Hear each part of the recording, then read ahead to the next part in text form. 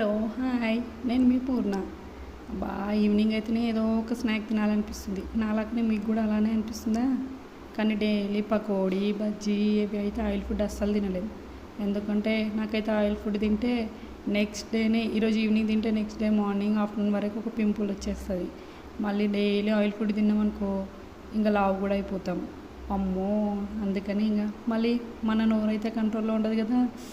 ఏదో ఒకటి oil food తినాలి అనిపిస్తుంది. అలా తినాలనిపించినప్పుడు ఏం చేయాలి అని థింక్ చేస్తుంటే, సరేలే ఆయిల్ లేకుండా ఏదైనా ట్రై చేద్దామని బ్రెడ్ పకోడా ట్రై చేద్దాంలే ఆయిల్ లేకుండా చూద్దామని చేసిన.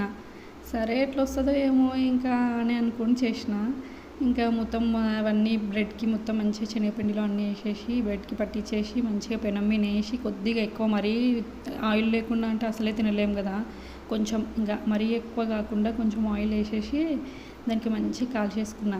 అటు ఇటు తిప్పేసిన తర్వాత కాల్చేసిన తర్వాత తీసేసి ప్లేట్లో వేసుకున్నా. అనుకుంటూనే ఉన్నా చేసేటప్పుడు, అబ్బా ఎట్లా వస్తుందో ఏమో, బాగుంటుందో టేస్ట్, ఏదో ఆయిల్ వేస్తలే కూడా అని అనుకున్నా.